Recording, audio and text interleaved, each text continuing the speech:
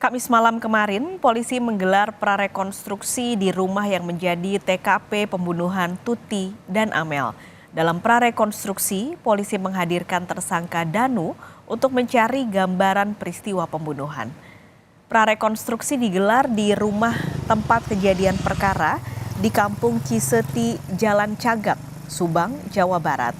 Dalam prarekonstruksi, penyidik mencari tahu gambaran ulang saat peristiwa pembunuhan terjadi pada 18 Agustus 2021 lalu. Tersangka Danu dihadirkan untuk memberi gambaran peristiwa pembunuhan. Penyidik juga berupaya mendalami peran 4 tersangka lain dalam kasus pembunuhan Tuti dan Amel. Polisi mengamankan barang bukti berupa ember yang dipakai untuk menyiram bekas ceceran darah para korban. Ini aja mereview ulang salah satu yang sudah kita amankan, mengingat kembali peristiwanya. Siapa dan yang dibawa? Yang dibawa? MR. Seorang diri apa dua? Satu orang. Dari hasil pra tadi apa yang didapatkan? Ya, kita ada sedikit gambaran lah tentang peristiwanya. Bagaimana dia membantu, kemudian juga peran dari. Informasi terkini kita langsung tanyakan ke jurnalis Kompas TV Hendry Irawan di Subang, Jawa Barat. Hendry, kemarin prarekonstruksi digelar, apa hasilnya?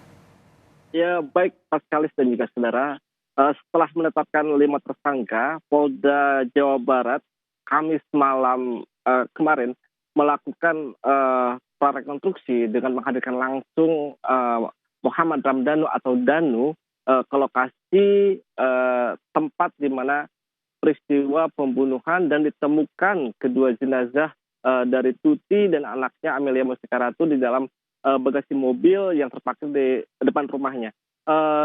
Terlihat dari rekonstruksi tersebut, Danu dibawa ke dalam oleh para penyidik atau polisi yang dipimpin langsung oleh Direskrimum Polda Jabar untuk menerangkan apa atau bagaimana proses peristiwa pembunuhan terhadap kedua korban itu terjadi. Namun kami tidak bisa terlalu mendekati karena memang suasana yang selain yang sulit untuk maju ke dalam karena gelap dan juga banyak petugas yang berseragam bebas yang bersiaga di luar rumah.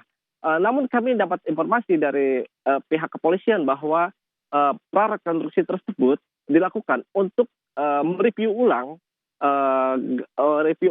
ingatan atau kondisi dari pengakuan tersangka Danu yang telah dilaporkan atau diadukan kepada polisi sehingga terungkapnya kasus pembunuhan ibu dan anak di Subang ini sehingga saat ini sudah menetapkan 5 tersangka.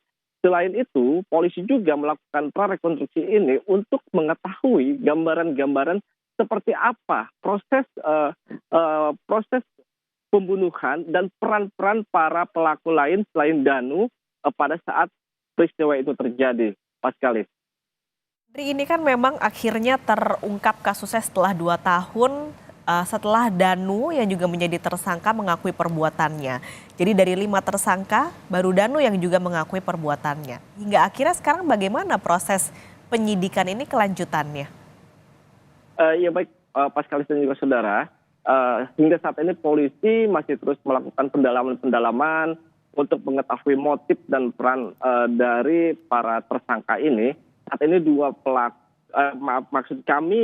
tersangka sudah diamankan atau ditahan di Polda Jawa Barat, sementara 3 tersangka lainnya yaitu Mimin dan kedua anaknya masih dikenakan wajib lapor.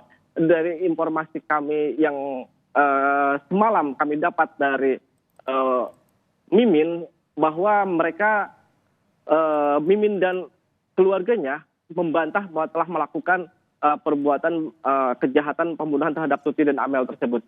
Namun kami pun tadi sempat berbincang dengan kuasa hukum dari Danu bahwa bantahan tersebut biasa atau lazim dilakukan dalam tindak pidana apapun. Namun pihak kuasa hukum meyakini jika posisi pengakuan Danu saat ini disampaikan kepada polisi sebagai pelaku sehingga itu wajib diyakini. Untuk itu kuasa hukum pun berharap agar polisi tetap fokus meskipun para tersangka itu membantah terlibat dalam kasus pembunuhan tersebut. Karena dari penuturan kuasa hukum tersebut bahwa sebelum kejadian Danu sempat menyampaikan menuturkan pengakuannya kepada kuasa hukum sebelum menyampaikan kepada polisi bahwa sebelum peristiwa kejadian itu tepatnya tanggal 17 Agustus saudara Yosep sempat berkeluh kesah kepada Danu untuk memberi pelajaran kepada istri dan anaknya karena memang kondisi saat itu Yosep tidak lagi menguasai yayasan sekolah dan tidak lagi diberi uang seperti sebelumnya, sehingga terjadilah upaya pada keesokan harinya Danu menurut keterangan kuasa hukumnya dipanggil oleh Yosep ke lokasi kejadian untuk membawa golok dan untuk membantu memberi pelajaran kepada keduanya. Namun pada saat itu informasi dari kuasa hukum